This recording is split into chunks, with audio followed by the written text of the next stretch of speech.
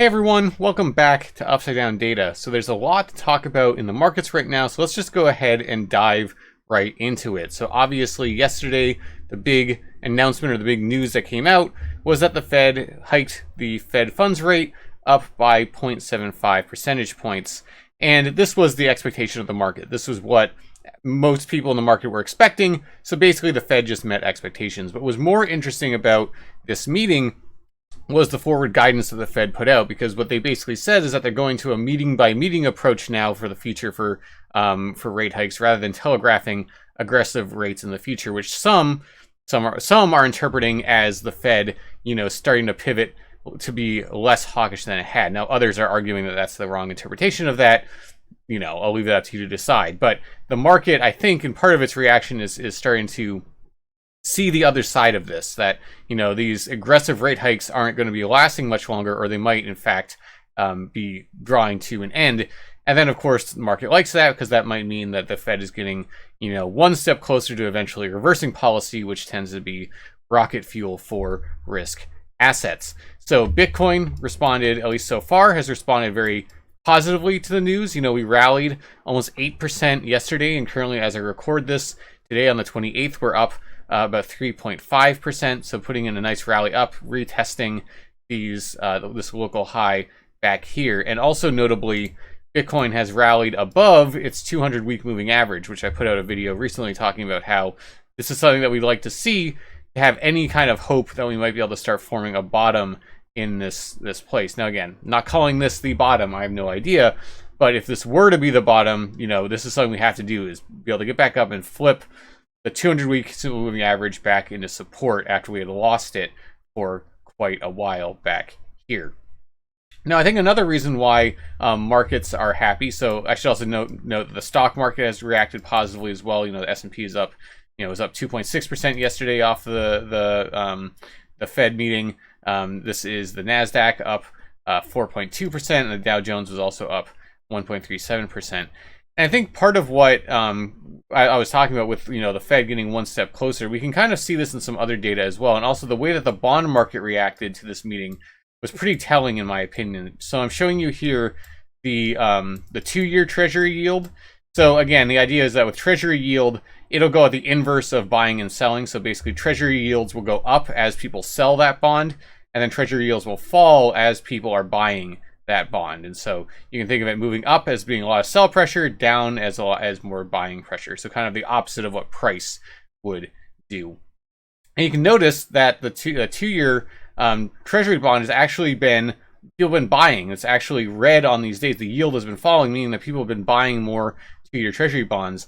And what's notable about that is kind of not what generally happens during a Fed rate hiking cycle, right? As the Fed is, as market participants are expecting the Fed to raise interest rates, they'll be selling bonds because they're expecting rates to go up for them to be able to get a better yield in the future. So, why would I hold on to a bond that's yielding, a fraction of a percentage point when I could sell out and then buy back in later and then, be up at around 3% right now, get a 3% yield on bonds later on. So it tends to be the case that people will be selling bonds as they expect the Fed to be hiking interest rates, and for interest rates to generally be rising. But now we're actually seeing them actually buying on this news of an increase in the Fed funds rate, which is notable. And the reason a lot of people are arguing this is happening, and this is happening not just on the 2-year, but also see it on the 5-year, see it on the 10-year, etc., is that the bond market, and we just got official confirmation today, the U.S. has been in a recession. The last 2 quarters were negative GDP growth. The market is now is basically pivoting to recession concerns rather than inflation concerns, is one way that you can read these data.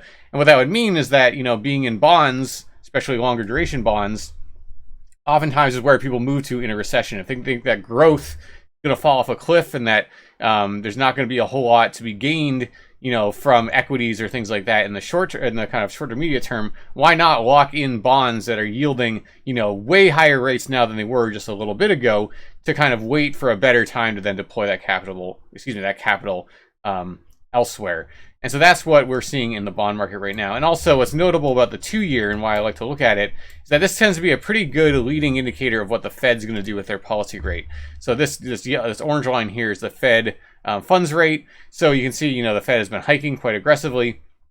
But you'll note that the 2-year tends to peak and roll over before the Fed ends up then going back into QE and reducing the interest rate. And so we're seeing right now a similar kind of thing potentially happening here, where maybe the 2-year has peaked, or maybe it's starting to roll over. If that happens, that means that the Fed's probably not going to raise too much more beyond this, and then they'll pause, and then eventually they'll go back, they'll start easing, which then could then lead to basically more liquidity in the markets. Which I think that's part of what risk assets are rallying off of, is this idea that the Fed is going to have to change their tune at some point, and when that happens, that tends to be good for risk assets. So the one thing I do want to note is that's important to kind of keep in mind with this is that just if the Fed pivots doesn't mean that risk assets can't fall way lower, right? We can look. I'm showing you here on this orange line is the S&P 500 in the back, and then the blue line here is the Fed funds rate. And so you can see if we go back to 2007, 2008, you see the Fed was hiking up through 2007.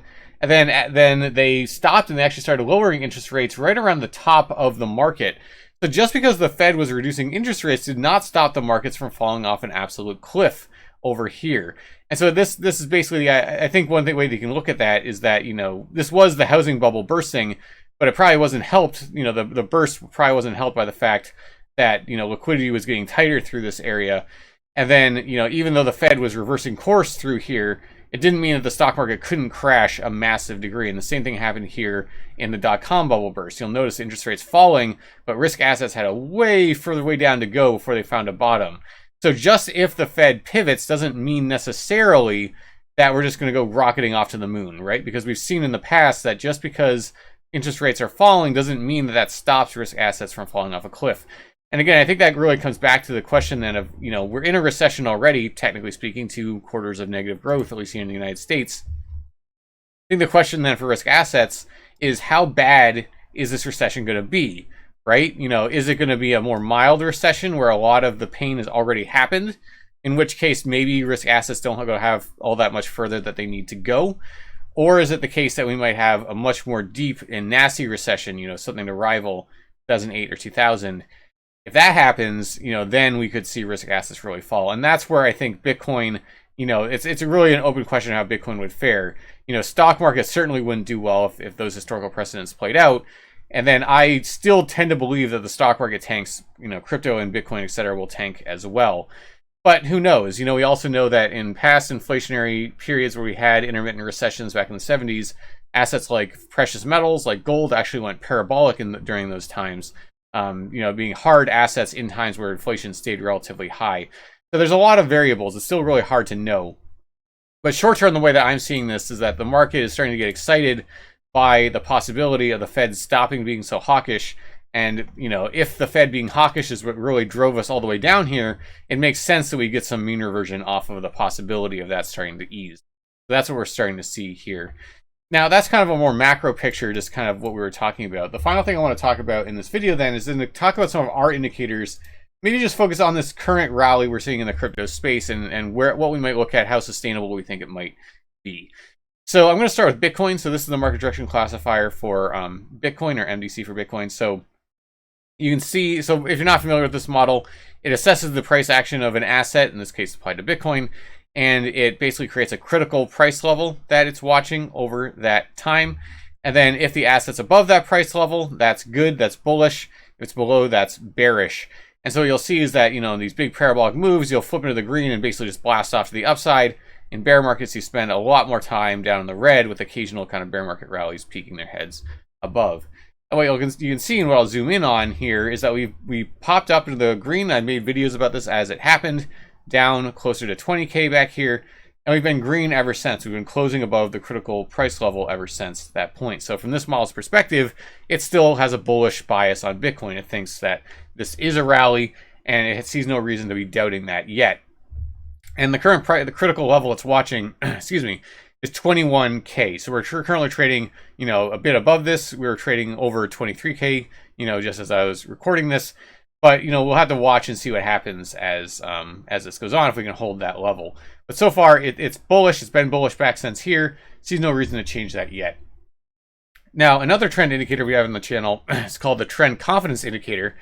This one's even more bullish on Bitcoin right now. So if you're not familiar with this model, it's supposed to be more, it's ideally supposed to act more of a leading indicator than the MDC. So the MDC is a little bit more patient of a model. The TCI is very kind of twitchy. It likes to flash green as quickly as it can when it detects that a trend reversal to the upside might happen. So I'm not showing it here, but back in the summer of 21, it acted as very much a leading indicator, popping green before we even saw the reversal. And then even before that, in the spring of 21, it was red way before, well before the correction, really signaling that that was an unsustainable place in the market at that point, and that downside was coming.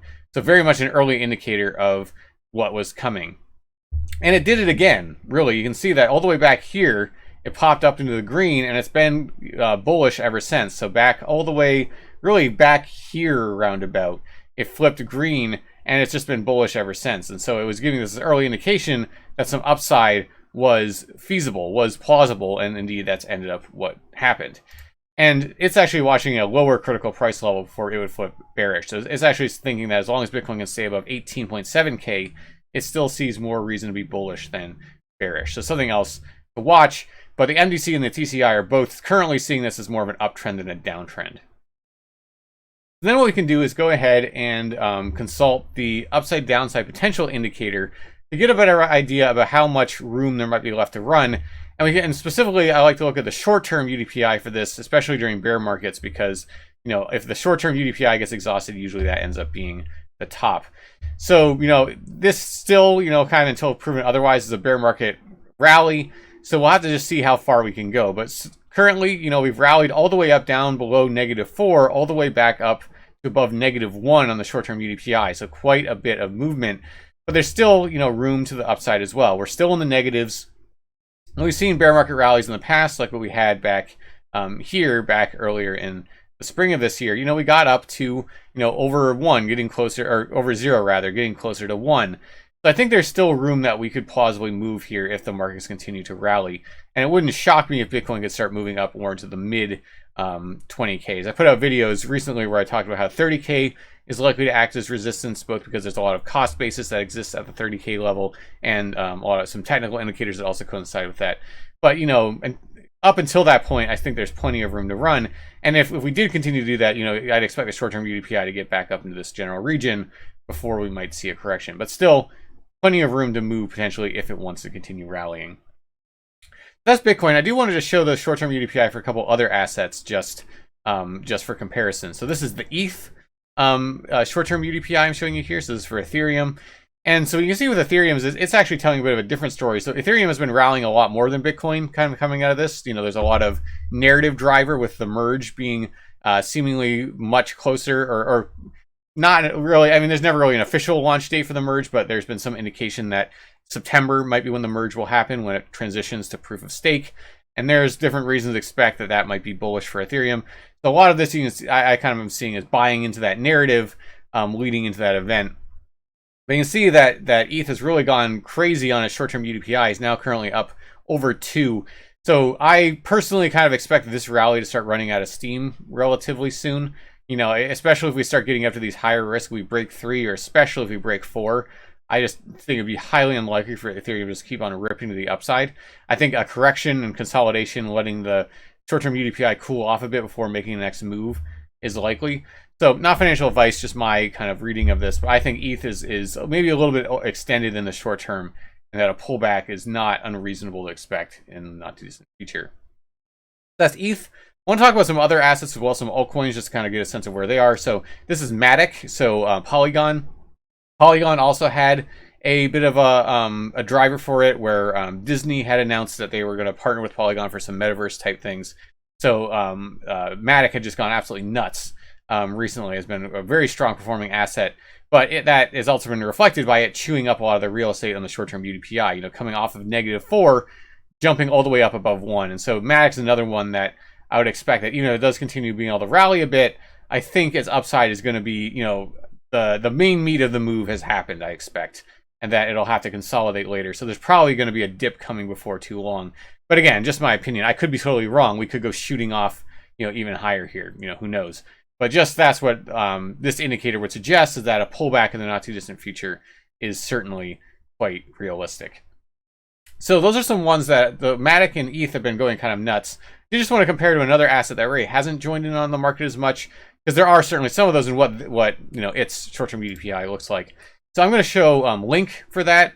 I'm not bashing on Link. It's just the fact of the matter that it's not really joined in this rally too much yet, but it could. And so if we look at an asset like Link that has seen some upside but not a crazy amount, Link is currently sitting at below -1 on the short-term UDPI, so it's actually kind of lower risk from that perspective than something like Bitcoin or certainly Ethereum or Matic. And so I think it's just going to be a question of how broad does this rally get, right? Because I think with some of these other ones we've seen going nuts, part of it's just been that they've had specific catalysts to themselves that has been catapulting them to the upside. I think if we get a broader crypto rally, then it might be the case that some of these other assets like Link or some of these other ones that haven't joined in as strongly, maybe that's when they could go in and join the party and start shining a little bit more. So we're not there yet, but we'll have to wait and see. But I just want to showcase just another asset that hasn't been running as much to show that there are certainly ones that are lower on their short-term UDPIs, and if we saw a broader market rally, they could have moves the upside that they're able to put in. But now again, that's all assuming that this kind of rally in the crypto space continues, and I think there's still a lot of open questions about that, of exactly how high we could end up going with this or how long this will continue. But so far so good, right? I think it still is reassuring that off of that, what should be very negative news for markets, generally speaking, of the Fed raising interest rates that aggressively, risk assets generally should not like that, and that was the case, going all the way back since November. But it does just more and more kind of seem like the driving narratives in markets are changing. And I think it just is important to keep that in mind and to be flexible in your mindset. I think a lot of people are going to potentially get caught in a trap where they're going to still think that inflation's the only narrative that exists, and that this will just kind of continue on forever, or at least, for years and years and years. And that's possible, right? It could happen. But some of the behavior of the markets that we're seeing right now signals to me that it's possible that the driving narratives are shifting. And I think the recession narrative might more and more become what's going to drive markets. Now, that doesn't necessarily mean it's going to be bullish, right? As I mentioned before, the stock market falls off a cliff. If we go into a really nasty, deep recession, I think that's going to be terrible for crypto if that happens. But that's not guaranteed that would happen, right? We don't really know. We're in a recession already. We don't know how deep it's going to be. We don't know if a lot of that's already been priced into markets. It's going to have to wait and see. But I do just think being flexible in our mindset is going to be important going forward. All right, if you like the content, remember to subscribe to the channel, give the video a like, and follow us on Twitter for a lot of updates, better indicators, and more over there.